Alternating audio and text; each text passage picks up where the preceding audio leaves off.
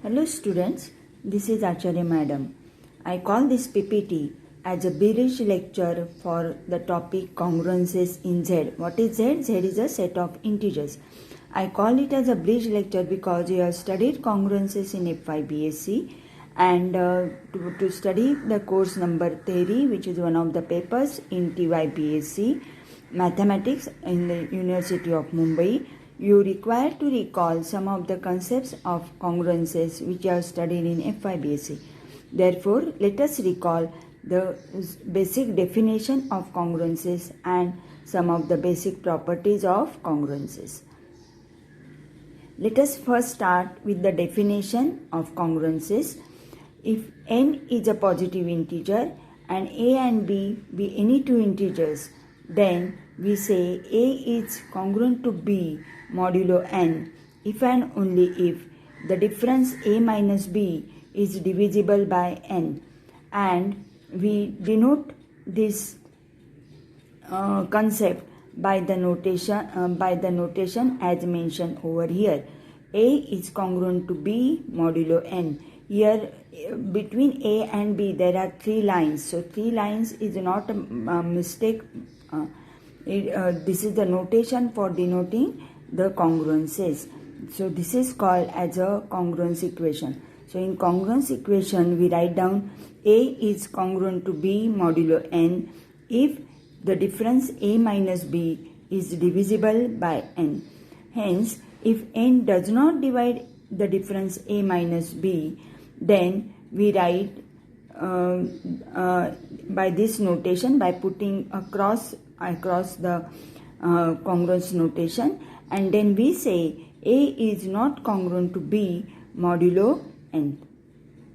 Hence, in short, remember the definition as a is congruent to b modulo n if and only if n divides the difference a minus b. Let us see some examples. Here we can say 10 is congruent to 3 modulo 7, because what is the difference between 10 and 3? 10 minus 3 is 7 and 7 is divisible by 7. So here we have considered the value for a as 10, value for b as 3. So difference a minus b is 10 minus 3, which is equal to 7, and therefore we say 10 is congruent to 3 modulo 7. Then in the same fashion we can say 23 is congruent to 10 modulo 13, because 23 minus 10 is equal to 30. Then third example, 8 is congruent to minus 3 modulo 11. So here you can observe that when you consider two values for a and b, those are not necessarily always positive. We can also define congruence equation between positive and negative equations, negative values. So here 8 is congruent to minus 3 modulo 11. Why? Because 8 minus of minus 3 becomes 8 plus 3. 8 plus 3 is equal to 11, and 11 is divisible by 11, and therefore we say 8 is congruent to minus 3 modulo 11. Then minus 2 is congruent to 3 modulo 5, because minus 2 minus 3 is equal to minus 5, and therefore minus 5 is divisible by 5, and hence we say minus 2 is congruent to 3 modulo 5. Now remember, minus 2 minus 3, which is equal to minus 5, is also divisible by minus 5. But whenever a number is divisible by minus 5, it is also divisible by 5, and therefore we do not consider both the values as minus 5 plus 5. Instead of that, we just consider the congruence equation with the positive values, and therefore in all the examples you can see that we have modulo plus 7, modulo plus 13, modulo plus 11. Though the difference is also divisible by negative value, we here just consider the positive values. Then next example, minus 16 is congruent to minus 3. Again same, minus 16 minus of minus 3 is plus 3. So minus 16 plus 3 is equal to minus 13, and minus 13 is divisible by plus 13, and therefore minus 16 is congruent to minus 3 modulo 13. Now consider the sixth example. This is a little bit different. Here we say 15 is congruent to 9 modulo 6.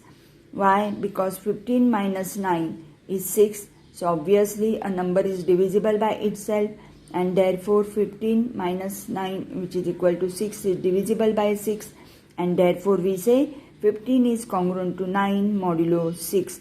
But 6 is also divisible by 3, 6 is also divisible by 2, and therefore the difference between 15 and 9 is also divisible by 3 and is also divisible by 2, and therefore we can also say 15 is congruent to 9 modulo 3, 15 is congruent to 9 modulo 2. Now next example is of not congruent. So here since 15 minus 9 is 6 and 6 is not divisible by 7, and therefore here we write down 15 is not congruent to 9 modulo 7. Now remember, 7 is not the only value which does not divide 6. There are infinitely many values which does not divide 6. So instead of 7 you can consider any other value which does not divide 6. For example, we can also say 15 is not congruent to 9 modulo 11. We can also say 15 is not congruent to 9 modulo 13. We can also say 15 is not congruent to 9 modulo 50. So there are many such values. Then in the same fashion we can say 17 is not congruent to minus 6 modulo 10, because 17 minus of minus 6 become plus 6, and 17 plus 6 is 23, which is not divisible by 6. Similarly, minus 10 is not congruent to 3 modulo 8, and so on. Now let us answer the following questions. 10 is congruent to 3 modulo what number? Means what is the value for which 10 is congruent to 3? So 10 minus 3 is 7, and therefore here 10 is congruent to 3 modulo 7. So answer is 7. Then minus 11 is congruent to 6 modulo which number? So minus 11 minus 6 it becomes minus 17, and therefore minus 11 minus 6 is divisible by 17, and therefore here answer is 17. Then 9 minus of minus 4 become plus 4. So 9 plus 4 is 13, and therefore we can say 9 is congruent to plus 4 modulo 30. 9 is congruent to minus 4 modulo 13. So answer is 13. Then minus 6 congruent to minus 27 modulo which number? Now minus 6 minus of minus 27 becomes plus 27. So minus 6 plus 27 is 21, and therefore we can say minus 6 is congruent to minus 27 modulo 21. But again, as we have seen in the previous slide, 21 is also divisible by 7, 21 is also divisible by 3, and therefore we can say minus 6 is congruent to minus 27 modulo 21 as well as 7 as well as 3. So these values modulo value need not be a unique value. You can get infinitely many values for it. Now let us see this example. This is of the different form. Here we have to find out 100 is congruent to what number modulo 5. So here 100 minus which number is divisible by 5, that is what we have to find out. Now when you divide 100 by 5, what is the remainder? Remainder is 0, and therefore 100 minus 0 is equal to 100, which is divisible by 100. Why we are getting remainder 0? Because 100 is divisible by 0. See students, this is a little bit different concept. So please try to understand this, because this is a very important concept, and whole congruences you can say based on this concept. So we can say remainder is 0, and therefore we can say the answer is 0. That is 100 is congruent to 0 modulo 5. But is it the only value to which 100 congruent modulo 5? No. You can also see that 100 is congruent to 5 modulo 5, because 100 minus 5 is 95, and 95 is divisible by 5, and therefore 100 is also congruent to 5 modulo 5. Then 100 is also congruent to 10 modulo 5. Why? Because 100 minus 10 is equal to 90, and 90 is divisible by 5, and therefore we can say 100 is congruent to 10 modulo 5. Then in the same fashion we can say 100 is congruent to 15 modulo 5, because 100 minus 15 is 85, which is divisible by 5. Then so on. Actually what you can observe over here, that in 0, once we get the remainder as 0, we go on adding 5 to the previous value. So 0 plus 5 is 5, 5 plus 5 is 10. So we just go on, we just keep on adding 5. Therefore we can say 0 plus 5k. For all positive values of k, we can say 0 plus 5k is the value to which 100 is congruent modulo 5. Correct? But does it mean that only 100 is congruent to only positive values? No. You can also see that 100 is congruent to minus 5 modulo 5. Why? Because 100 minus of minus 5 becomes plus 5. So 100 plus 5 is 105, and 105 is again divisible by 5, and therefore you can see that 100 is congruent to minus 5 modulo 5. Then 100 is congruent to minus 10 modulo 5. So now what we are doing over here, we are subtracting minus 5. In the above steps we go on adding plus 5, and now to obtain the negative values we go on subtracting minus 5. So minus we can say 100 is congruent to minus 15 modulo 5, and so on. We get infinitely many values for which 100 is congruent to those infinitely many values modulo 5.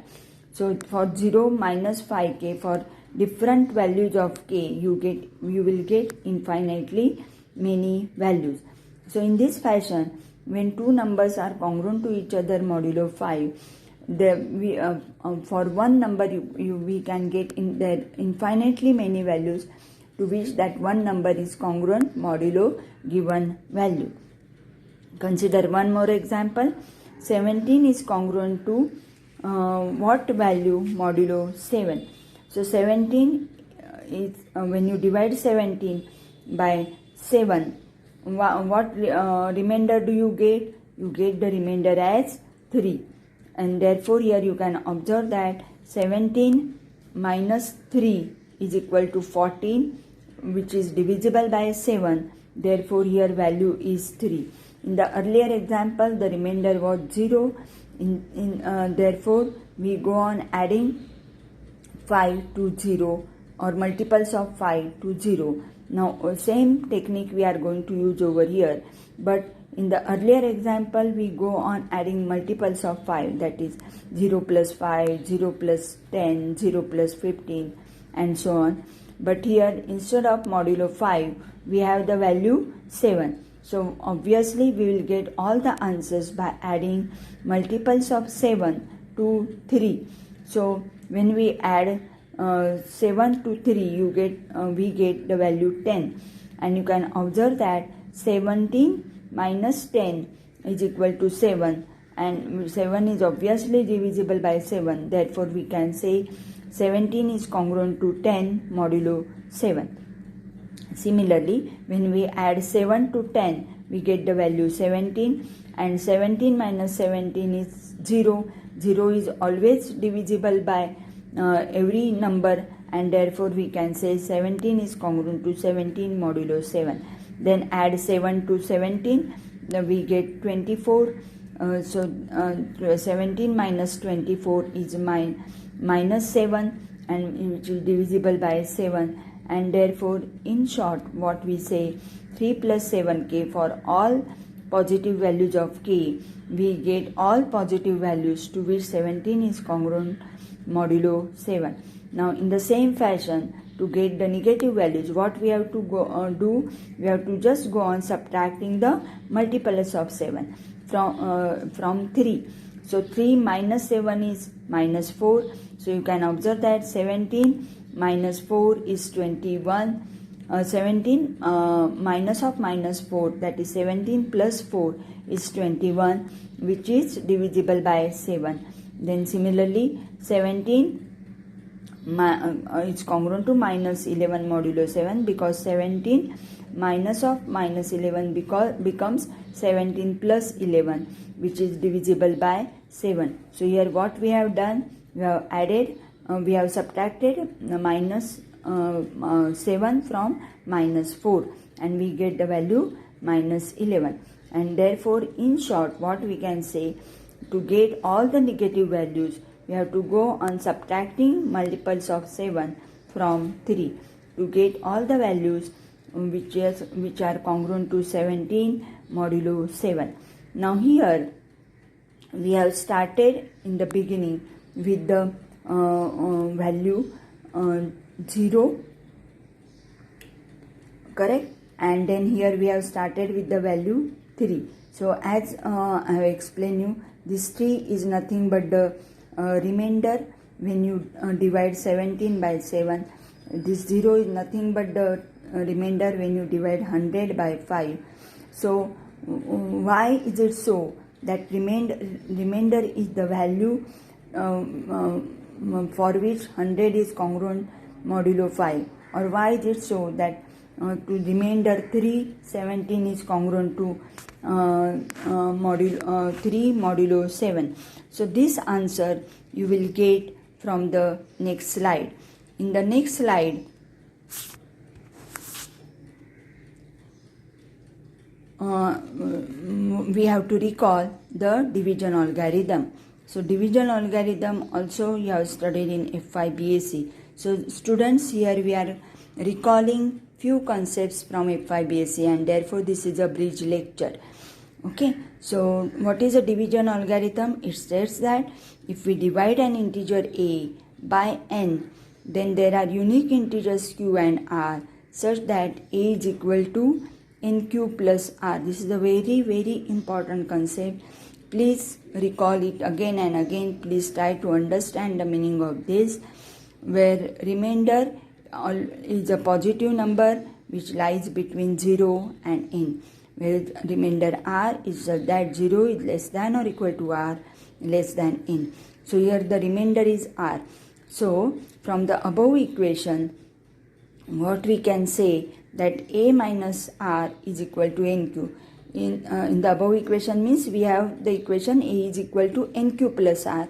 So therefore a minus r is equal to nq. So again here we see that the difference between a and r, or the difference a minus r, is divisible by n, and therefore we can say a is congruent to r modulo n. So obviously we can also say a is congruent to r modulo q, but that case we are not going to consider, because here the positive integer we are considering as an n, and therefore to study the concept of congruences we say we are considering n over here. So a is congruent to r modulo n, and what is r? R is the remainder when you divide an integer a by a positive integer n. And therefore in the earlier example when we have seen that when the 100 is divisible by 5, its remainder is 0, and therefore 100 is congruent to 0 modulo 5. So here that is the reason why the number is congruent to its remainder modulo integer n. Okay, so this is a very important concept. You have to always remember that an integer a is congruent to its remainder when an integer a is divided by n. So this is the second important note or second important concept, that the smallest positive integer to which a is congruent modulo n is always between 1 and n.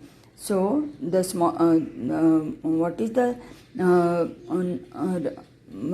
smallest positive integer to which a is congruent modulo n? It is nothing but the remainder. Okay, so the remainder is the value or the smallest positive value to which a is congruent to r modulo n. So in the previous slide also we have seen many values to which 100 is congruent to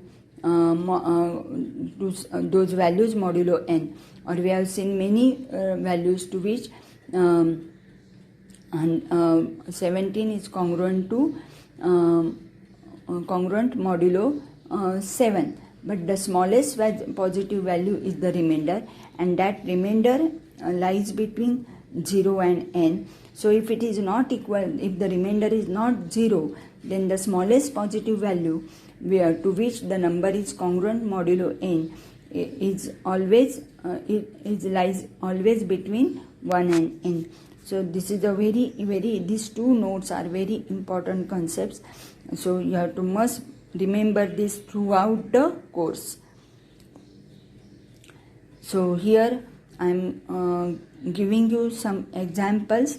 So this is an assignment for you. You have to complete this assignment and send me the answers on the Google Classroom. Okay, so here we stop for the bridge lecture 1. Now there will be one more bridge lecture. So for congruences we require 2 bridge lectures to revise all the concepts of congruences, and then we will start with the course of number theory. Thank you.